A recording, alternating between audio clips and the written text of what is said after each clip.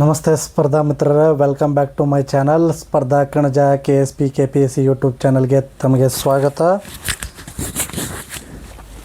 ಇವತ್ತಿನ ಈ ಒಂದು ತರಗತಿಯಲ್ಲಿ ಆಧುನಿಕ ಕರ್ನಾಟಕಕ್ಕೆ ಸಂಬಂಧಿಸಿದಂತೆ ಕ್ಲಾಸ್ 1ರಲ್ಲಿ ಟಾಪ್ 20 ಪ್ರಶ್ನೋತ್ತರಗಳನ್ನು ಈ ಹಿಂದೆ KEA PSI ಮತ್ತು KS ಪರೀಕ್ಷೆಯಲ್ಲಿ ಕೇಳಲಾದಂತಹ ಟಾಪ್ 20 ಪ್ರಶ್ನೋತ್ತರಗಳನ್ನು ಈ ಒಂದು ತರಗತಿಯಲ್ಲಿ ಚರ್ಚೆ ಮಾಡೋಣ. ಯಾಕಪ್ಪ ಅಂತಂದ್ರೆ ಇವು ಮುಂಬರುವ ಸಿವಿಲ್ ಪೊಲೀಸ್ ಆಗಿರಬಹುದು, DAR ಮತ್ತು CAR ಪೊಲೀಸ್ ಆಗಿರ್ಬೋದು, ಮತ್ತು ಮೊನ್ನೆ ನೇಮಕಾತಿ ಆದೇಶ ಹೊರಡಿಸಿದಂಥ KSRP KSISF ಪೊಲೀಸ್ ಸ್ಪರ್ಧಾತ್ಮಕ ಪರೀಕ್ಷೆಗಳಿಗೆ, ಮುಂಬರುವ ಪೊಲೀಸ್ ಸ್ಪರ್ಧಾತ್ಮಕ ಪರೀಕ್ಷೆಗಳಿಗೆ ಉಪಯುಕ್ತವಾಗುವ ನಿಟ್ಟಿನಲ್ಲಿ ಆಯ್ದ 20 ಪ್ರಶ್ನೋತ್ತರಗಳನ್ನು ಈ ಹಿಂದೆ ಸ್ಪರ್ಧಾತ್ಮಕ ಪರೀಕ್ಷೆಯಲ್ಲಿ ಪದೇ ಪದೇ ಕೇಳಿರುವಂಥ ಪ್ರಶ್ನೋತ್ತರಗಳನ್ನು ಈ ಒಂದು ತರಗತಿಯಲ್ಲಿ ಚರ್ಚೆ ಮಾಡೋಣ. ಸೊ ದಯವಿಟ್ಟು ಯಾರನ್ನು ಪಿಕ್ಸ್ ಕ್ವೆಶನ್ ಪೊಲೀಸ್ ಎಕ್ಸಾಮ್ಗೆ ದಯವಿಟ್ಟು ಸ್ಕಿಪ್ ಮಾಡದೆ ವಿಡಿಯೋನ ಸಂಪೂರ್ಣವಾಗಿ ನೋಡಿ. ಸೊ ಇನ್ನೂ ಯಾರಾದರೂ ಕೂಡ ನಮ್ಮ ಸ್ಪರ್ಧಾ ಕಣಜ KSP KPSC ಯೂಟ್ಯೂಬ್ ಚಾನಲನ್ನು ಸಬ್ಸ್ಕ್ರೈಬ್ ಮಾಡ್ಕೊಂಡಿಲ್ಲಪ್ಪ ಅಂತಂದರೆ ಈ ಕೂಡಲೇ ನಮ್ಮ ಚಾನಲನ್ನು ಸಬ್ಸ್ಕ್ರೈಬ್ ಮಾಡ್ಕೊಳ್ಳಿ. ಹಾಗೂ ಪೊಲೀಸ್ ಸ್ಪರ್ಧಾತ್ಮಕ ಪರೀಕ್ಷೆ ತಯಾರಿ ನಡೆಸುತ್ತಿರುವಂತಹ ನಿಮ್ಮ ಸ್ಪರ್ಧಾ ಮಿತ್ರರಿಗೂ ಈ ಚಾನಲನ್ನು ಶೇರ್ ಮಾಡಿರಿ. ಯಾಕಂದ್ರೆ ಅವರಿಗೂ ಮಾಹಿತಿ ತಲುಪಲಿ, ಅವರಿಗೂ ಸ್ಪರ್ಧಾತ್ಮಕ ಪರೀಕ್ಷೆಯಲ್ಲಿ ಅಂಕ ಗಳಿಸುವಂತಹ ಸುಲಭವಾದ ಮಾರ್ಗ ಸಿಗಲಿ ಅನ್ನೋದು ಒಂದು ಚಿಕ್ಕ ಅಳಿಲು ಸೇವೆ ನಮ್ಮದಷ್ಟೇ. ಸೊ ಜಾಸ್ತಿ ಹೊತ್ತು ತಡ ಮಾಡೋದು ಬೇಡ. ಸೊ ಇವತ್ತಿನ ಈ ಒಂದು ತರಗತಿಯಲ್ಲಿನ ಆಧುನಿಕ ಕರ್ನಾಟಕಕ್ಕೆ ಸಂಬಂಧಿಸಿದಂಥ ಪ್ರಶ್ನೋತ್ತರಗಳು ಯಾವ ರೀತಿ ಅಲ್ಲಿದ್ದಾವೆ ಅನ್ನೋದನ್ನು ನೋಡ್ಕೊಂಡು ಬರೋಣ.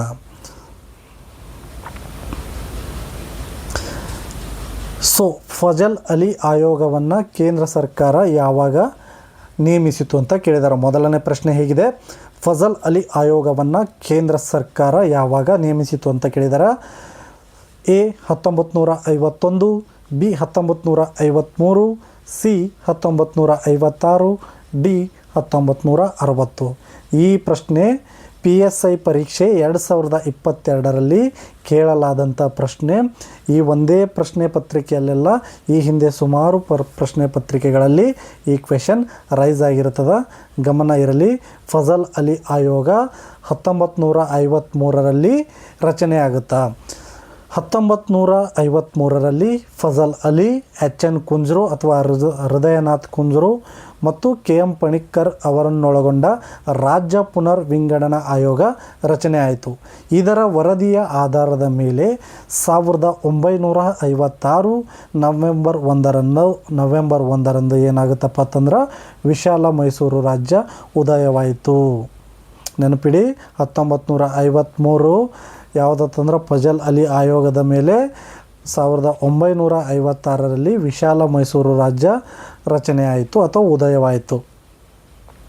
ಕ್ವೆಶನ್ ನಂಬರ್ 2, ಮೈಸೂರು ರಾಜ್ಯಕ್ಕೆ ಕರ್ನಾಟಕ ಎಂದು ಮರುನಾಮಕರಣ ಮಾಡಿದ್ದು ಯಾವಾಗ? ಮೈಸೂರು ರಾಜ್ಯಕ್ಕೆ ಕರ್ನಾಟಕ ಎಂದು ಮರುನಾಮಕರಣ ಮಾಡಿದ್ದು ಯಾವಾಗ ಅಂತ ಕೇಳಿದಾರೆ. ಈ ಪ್ರಶ್ನೆ ಸ್ಪರ್ಧಾತ್ಮಕ ಪರೀಕ್ಷೆಗಳ ಕ್ವೆಶನ್ ಪೇಪರನ್ನು ಯಾರು ಬಿಡಿಸಿರ್ತೀರಿ ಅವ್ರಿಗೆ ಗೊತ್ತಿರುತ್ತೆ. ಯಾಕಂದ್ರೆ ಈ ಪ್ರಶ್ನೆ ಎಷ್ಟು ಬಾರಿ ರಿಪೀಟ್ ಆಗಿದೆ ಅಂತ ಅವ್ರಿಗೆ ಮಾತ್ರ ಗೊತ್ತಿರುತ್ತೆ. ಸೊ PC 2019ರಲ್ಲಿ ಕೇಳಿರ್ತಾನೆ ಈ ಪ್ರಶ್ನೆ. KEAದವರು ನಡೆಸಿರುವಂಥ FDA ಪರೀಕ್ಷೆಯಲ್ಲಿ 2018ರಲ್ಲಿ ಈ ಪ್ರಶ್ನೆಯನ್ನು ಕೇಳಲಾಗಿತ್ತು. ಆಪ್ಷನ್ಸ್ ಹೀಗಿದೆ: 1956 November 1, B 1973 November 1, C 1972 November 1, D 1969 November 1. ಸರಿಯಾದ ಉತ್ತರ ಆಪ್ಷನ್ B 1973 ನವೆಂಬರ್ 1. ಮುಖ್ಯಮಂತ್ರಿ ಯಾರಾಗಿರ್ತಾರಪ್ಪ ಅಂತಂದ್ರೆ ವಿಶಾಲ ಮೈಸೂರು ರಾಜ್ಯವನ್ನು ಕರ್ನಾಟಕ ಎಂದು ಮರುನಾಮಕರಣ ಮಾಡಿದಾಗ ಅಂದಿನ ಮುಖ್ಯಮಂತ್ರಿ D ದೇವರಾಜ್ ಅರಸು ಅವರು ಮುಖ್ಯಮಂತ್ರಿ ಆಗಿರ್ತಾರೆ. 1973 ನವೆಂಬರ್ 1ರಂದು ಮೈಸೂರು ರಾಜ್ಯವನ್ನು ಅಧಿಕೃತವಾಗಿ ಕರ್ನಾಟಕ ಎಂದು ಮರುನಾಮಕರಣ ಮಾಡಲಾಯಿತು. ಇದಿಷ್ಟು ನೆನಪಿಟ್ಟರು ಸಾಕು ಸ್ಪರ್ಧಾ ಮಿತ್ರರೇ. ಮುಂದಿನ ಪ್ರಶ್ನೆ ಹೀಗಿದೆ, PSI 2017 ವಿಲೇಜ್ ಅಕೌಂಟೆಂಟ್ 2021ರಲ್ಲಿ ಕೇಳಲಾದಂಥ ಈ ಪ್ರಶ್ನೆ ಯಾವುದಪ್ಪ ಅಂತಂದ್ರೆ ಕನ್ನಡದ ಕುಲಪುರೋಹಿತ ಎಂದು ಕರೆಯಲ್ಪಡುವವರು ಯಾರು? ಆಪ್ಷನ್ಸ್ ಹೀಗಿದೆ: A ಆಲೂರು ವೆಂಕಟರಾಯರು, B Kengal Hanumanthaiah, C sir M Visvesvaraya, D Kuvempu. ಸರಿಯಾದ ಉತ್ತರ ಆಪ್ಷನ್ ಎ ಆಲೂರು ವೆಂಕಟರಾಯರಿಗೆ ಕನ್ನಡದ ಕುಲಪುರೋಹಿತ ಎಂದು ಕರೆಯಲ್ಪಡುತ್ತದೆ. ಆಲೂರು ವೆಂಕಟರಾಯರು 1905ರಲ್ಲಿ ಧಾರವಾಡದಲ್ಲಿ ಕರ್ನಾಟಕ ವಿದ್ಯಾವರ್ತಕ ಸಂಘವನ್ನು ಸ್ಥಾಪಿಸ್ತಾರೆ. ಕರ್ನಾಟಕತ್ವದ ವಿಕಾಸ ಅವರ ಪ್ರಸಿದ್ಧ ಕೃತಿ. ಕರ್ನಾಟಕದ ಏಕೀಕರಣದ ಮೊದಲ ಕಹಳೆ ಓದಿದವರು ಇವರೇ. ಕರ್ನಾಟಕದಲ್ಲಿ ಏಕೀಕರಣದ ಮೊದಲ ಕಹಳೆ ಓದಿದವರೇ ಆಲೂರು ವೆಂಕಟರಾಯರು. ಹಾಗಾಗಿಯೇ ಇವರನ್ನು ಕನ್ನಡದ ಕುಲಪುರೋಹಿತ ಎಂದು ಕರೆಯಲಾಗುತ್ತದೆ. Question number 4. ಮೈಸೂರು ಸಂಸ್ಥಾನದಲ್ಲಿ ಪ್ರಜಾಪ್ರತಿನಿಧಿ ಸಭೆಯನ್ನು ಮೊದಲ ಬಾರಿಗೆ ಜಾರಿಗೆ ತಂದವರು ಯಾರಂತ ಕೇಳಿದಾರೆ. ಈ ಕ್ವೆಶ್ಚನ್ನ PC 2021 ಮತ್ತು PSI 2019ರಲ್ಲಿ ಕೇಳಲಾದಂಥ ಪ್ರಶ್ನೆ. ಸೊ ಆಪ್ಷನ್ಸ್ ಹೇಗಿದೆ ಸ್ಪರ್ಧಾ ಮಿತ್ರರೇ. ಎ ಚಾಮರಾಜ ಒಡೆಯರ್ 5,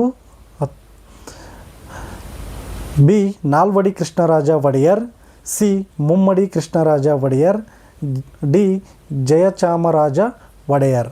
ಸರಿಯಾದ ಉತ್ತರ ಆಪ್ಷನ್ ಎ ಚಾಮರಾಜ ಒಡೆಯರ್ 5. 1881ರಲ್ಲಿ ದಿವಾನ ರಂಗ್ಲಾಚಾರು ಅವರ ಸಲಹೆಯಂತೆ ಚಾಮರಾಜ ಒಡೆಯರ್ ಅವರು ಪ್ರಜಾಪ್ರತಿನಿಧಿ ಸಭೆಯನ್ನು ಜಾರಿಗೆ ತಂದರು. ಇದು ಭಾರತದಲ್ಲಿಯೇ ಮೊದಲ ಪ್ರಜಾಪ್ರತಿನಿಧಿ ಸಭೆಯಾಗಿದೆ. Question number 5. ಮೈಸೂರಿನ ಮಹಾನ್ ದಿವಾನ ಎಂದು ಕರೆಯಲ್ಪಡುವವರು ಯಾರು? ಮೈಸೂರಿನ ಮಹಾನ್ ದಿವಾನ ಎಂದು ಕರೆಯಲ್ಪಡುವವರು ಯಾರು? KEA KPSC group C 2022, PSI 2008ರಲ್ಲಿ ಕೇಳಲಾದಂಥ ಪ್ರಶ್ನೆ. A sir Mirza Ismail, B sir M Visvesvaraya, C sir Seshadri Iyer, D Diwan Purnaiah. ಸರಿಯಾದ ಉತ್ತರ option B sir M Visvesvaraya. 1912ರಿಂದ 18ರವರೆಗೆ ಮೈಸೂರಿನ ದಿವಾನರಾಗಿದ್ದ ಸರ್ ಎಂ ವಿಶ್ವೇಶ್ವರಯ್ಯನವರು KRS ಅಣೆಕಟ್ಟನ್ನು ನಿರ್ಮಿಸುತ್ತಾರೆ, ಮೈಸೂರು ವಿಶ್ವವಿದ್ಯಾಲಯವನ್ನು ಪ್ರಾರಂಭಿಸುತ್ತಾರೆ ಮತ್ತು ಭದ್ರಾವತಿಯಲ್ಲಿ ಕಬ್ಬಿಣ ಮತ್ತು ಉಕ್ಕಿನ ಕಾರ್ಖಾನೆಯನ್ನು ಅಡಿಗಲ್ಲು ಹಾಕುತ್ತಾರೆ ಮತ್ತು ಸ್ಟೇಟ್ ಬ್ಯಾಂಕ್ ಆಫ್ ಮೈಸೂರನ್ನು ಇವರ ಕಾಲದಲ್ಲಿಯೇ ಸ್ಥಾಪಿಸಲಾಗುತ್ತದೆ. Question number 6. ಕಿತ್ತೂರು ರಾಣಿ ಚೆನ್ನಮ್ಮ ಬ್ರಿಟಿಷರ ವಿರುದ್ಧ ಹೋರಾಡಿದ ವರ್ಷ ಯಾವುದು ಅಂತ ಕೇಳಿದಾರೆ. ಈ ಕ್ವೆಶ್ಚನ್ PC 2022, PSI 2016ರಲ್ಲಿ ಕೇಳಿದಂತಹ ಪ್ರಶ್ನೆ. A 1824, B 1830, C 1857, D 1800. ಸರಿಯಾದ ಉತ್ತರ ಆಪ್ಷನ್ ಎ 1824ರಲ್ಲಿ ಕಿತ್ತೂರು ರಾಣಿ ಚೆನ್ನಮ್ಮ ಏನು ಮಾಡ್ತಾಳಪ್ಪ ಅಂದ್ರೆ ದತ್ತು ಪುತ್ರನಿಗೆ ಹಕ್ಕಿಲ್ಲ ಎಂಬ ಒಂದು ಇದು ತರ್ತಾರಲ್ಲ, ಆ ನೀತಿಯನ್ನು ವಿರೋಧಿಸಿ ಏನು ಮಾಡ್ತಾಳಪ್ಪ ಅಂದ್ರೆ ರಾಣಿ ಚೆನ್ನಮ್ಮ 1824ರಲ್ಲಿ ಬ್ರಿಟಿಷರ ಕಲೆಕ್ಟರ್ ಯಾರಾಗಿರ್ತಾರಪ್ಪ ತ್ಯಾಕರೆನನ್ನು ಸೋಲಿಸಿದರು. ಇವಳು ಭಾರತದ ಮೊಟ್ಟ ಮೊದಲ ಮಹಿಳಾ ಸ್ವಾತಂತ್ರ್ಯ ಹೋರಾಟಗಾರ್ತಿ. ಯಾರಪ್ಪ ಅಂತಂದ್ರೆ ಕಿತ್ತೂರು ರಾಣಿ ಚೆನ್ನಮ್ಮ. Question number 7. ವಿಧಾನಸೌಧಕ್ಕೆ ಶಂಕುಸ್ಥಾಪನೆ ಮಾಡಿದವರು ಯಾರು ಅಂತ ಕೇಳಿದಾರೆ. ಈ ಪ್ರಶ್ನೆ PSI 2023 ಮತ್ತು KEAದವರು ನಡೆಸಿದಿರುವಂತಹ SDA 2026ರಲ್ಲಿ ಈ ಪ್ರಶ್ನೆಯನ್ನು ಕೇಳಲಾಗಿರುತ್ತದೆ. ವಿಧಾನಸೌಧಕ್ಕೆ ಶಂಕುಸ್ಥಾಪನೆ ಮಾಡಿದವರು ಯಾರು ಅಂದ್ರೆ A Kengal Hanumanthaiah, B Jawaharlal Nehru, C S Nijalingappa, D Sardar Vallabhbhai Patel. ಸರಿಯಾದ ಉತ್ತರ ಆಪ್ಷನ್ ಬಿ ಜವಾಹರ್ಲಾಲ್ ನೆಹರು ಅವರು ಈ ಒಂದು ಶಂಕುಸ್ಥಾಪನೆಗೆ ಅಡಿಗಲ್ಲನ್ನು ವಿಧಾನಸೌಧದ ಶಂಕುಸ್ಥಾಪನೆಗೆ ಅಡಿಗಲ್ಲನ್ನು ಹಾಕ್ತಾರೆ. 1951 ಜುಲೈ 13ರಂದು ಪ್ರಧಾನಿ ನೆಹರು ಅವರು ಶಂಕುಸ್ಥಾಪನೆಯನ್ನು ಮಾಡ್ತಾರೆ. ಇದನ್ನು ಕೆಂಗಲ್ ಹನುಮಂತಯ್ಯ ಅವರ ಕನಸಿನ ಕಟ್ಟಡ ಎನ್ನುತ್ತಾರೆ. 1956ರಲ್ಲಿ ಕಟ್ಟಡ ಪೂರ್ಣಗೊಂಡಿತು. Question number 8. PC 2018 ಮತ್ತು PSI 2021ರಲ್ಲಿ ಕೇಳಲಾದಂಥ ಈ ಪ್ರಶ್ನೆ ಯಾವುದು ಅಂದರೆ ರಾಜರ್ಷಿ ಎಂದು ಪ್ರಸಿದ್ಧರಾದ ಮೈಸೂರು ಅರಸರು ಯಾರು ಅಂತ ಕೇಳಿದ್ದಾರೆ. A Nalvadi Krishnaraja Wodeyar, B Jayachamaraja Wodeyar, C Mummadi Krishnaraja Wodeyar, D Kanthirava Narasaraja Wodeyar. ಸರಿಯಾದ ಉತ್ತರ ಆಪ್ಷನ್ ಎ, ನಾಲ್ವಡಿ ಕೃಷ್ಣರಾಜರಿಗೆ ರಾಜರ್ಷಿ ಎಂದು ಕರೆಯಲಾಗುತ್ತಿತ್ತು. ನಾಲ್ವಡಿ 1902ರಿಂದ 1940ರವರೆಗೆ ಮೈಸೂರನ್ನು ಆಳ್ತಾರೆ. ನಾಲ್ವಡಿ ಕೃಷ್ಣರಾಜ ಒಡೆಯರು ರಾಜರ್ಷಿ ಎಂದು ಇವರಿಗೆ ಯಾರು ಕರೀತಾರಪ್ಪ ಅಂದ್ರೆ ಮಹಾತ್ಮ ಗಾಂಧೀಜಿಯವರು ನಾಲ್ವಡಿ ಕೃಷ್ಣರಾಜ ಒಡೆಯರಿಗೆ ರಾಜರ್ಷಿ ಎಂದು ಕರೆದರು. ಇವರ ಕಾಲದಲ್ಲಿ ವಾಣಿ ವಿಲಾಸ ಸಾಗರ ಮತ್ತು ಮೈಸೂರು ವಿಶ್ವವಿದ್ಯಾಲಯ ಸ್ಥಾಪನೆ ಆಯಿತು.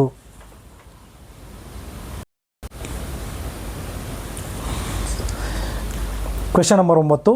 KA ನಡೆಸಿದಂಥ PDO ಪರೀಕ್ಷೆ 2017 PC 2020ರಲ್ಲಿ ಕೇಳಲಾದಂಥ ಪ್ರಶ್ನೆ ಇದು. ಈಸೂರು ಪ್ರಕರಣ ನಡೆದ ಜಿಲ್ಲೆ ಯಾವುದು ಅಂತ ಕೇಳಿದ್ದಾರೆ. ಏಸೂರು ಕೊಟ್ಟರು ನಾವು ಈಸೂರು ಕೊಡೆವು ಎಂಬುದು ಇದರ ಪ್ರಮುಖ ಘೋಷಣೆಯಾಗಿತ್ತು. ಸ್ಪರ್ಧಾ ಮಿತ್ರರೇ, ಕರ್ನಾಟಕದಲ್ಲಿ ಸ್ವಾತಂತ್ರ್ಯ ಘೋಷಿಸಿಕೊಂಡ ಮೊಟ್ಟ ಮೊದಲ ಹಳ್ಳಿ ಈಸೂರು.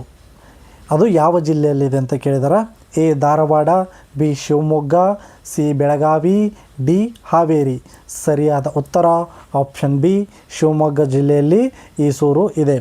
1942 ಕ್ವಿಟ್ ಇಂಡಿಯಾ ಚಳವಳಿ ಸಮಯದಲ್ಲಿ ಶಿವಮೊಗ್ಗ ಜಿಲ್ಲೆಯ ಶಿಕಾರಿಪುರ ತಾಲೂಕಿನ ಈಸೂರು ಗ್ರಾಮದಲ್ಲಿ ರೈತರು ಬ್ರಿಟಿಷರ ವಿರುದ್ಧ ದಂಗೆ ಎದ್ದರು.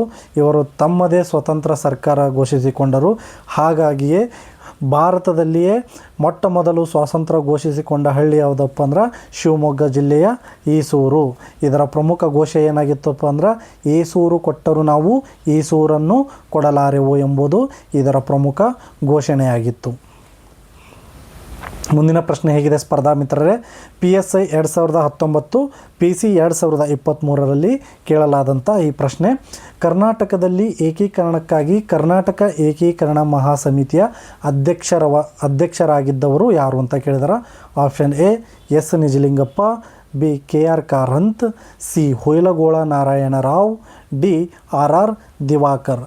ಸರಿಯಾದ ಉತ್ತರ S ನಿಜಲಿಂಗಪ್ಪನವರು. 1953ರಲ್ಲಿ ಧಾರವಾಡದಲ್ಲಿ ನಡೆದ ಸಮ್ಮೇಳನದಲ್ಲಿ S ನಿಜಲಿಂಗಪ್ಪ ಅವರ ಅಧ್ಯಕ್ಷತೆಯಲ್ಲಿ ಕರ್ನಾಟಕ ಏಕೀಕರಣ ಮಹಾಸಮಿತಿ ರಚನೆಯಾಯಿತು. ಇವರು ಮೈಸೂರು ರಾಜ್ಯದ ಮುಖ್ಯಮಂತ್ರಿಯೂ ಕೂಡ ಆದರು S ನಿಜಲಿಂಗಪ್ಪನವರು.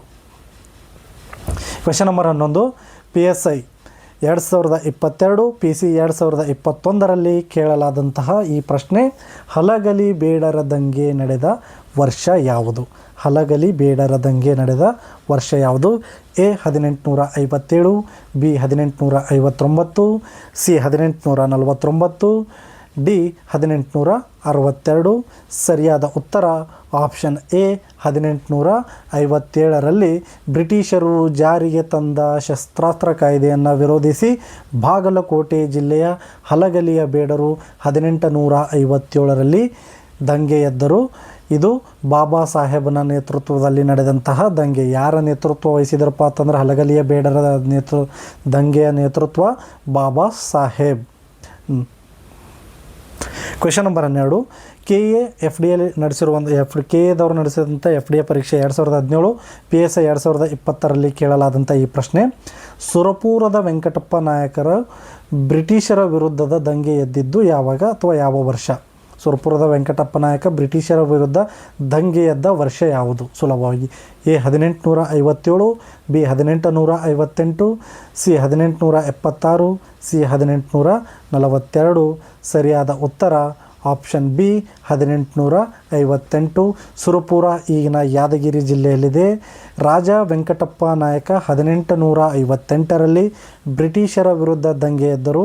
ಇವರಿಗೆ ತ್ಯಾತ್ಯಾ ಟೋಪಿಯವರು ಬೆಂಬಲವನ್ನು ನೀಡುತ್ತಾರೆ. ಇವರು 1857ರ ಪ್ರಥಮ ಸ್ವಾತಂತ್ರ್ಯದ ಸಂಗ್ರಾಮದ ಕರ್ನಾಟಕದ ಕೊನೆಯ ರಾಜ್ಯ ಎಂದು ಎನ್ನಲಾಗುತ್ತದೆ. ಯಾರನ್ನಪ್ಪ ಹತ್ರ ವೆಂಕಟಪ್ಪ ನಾಯಕನವರಿಗೆ ಕರ್ನಾಟಕದ ಸ್ವಾತಂತ್ರ್ಯ ಸಂಗ್ರಾಮದ ಕೊನೆಯ ರಾಜ ಎನ್ನಲಾಗುತ್ತದೆ.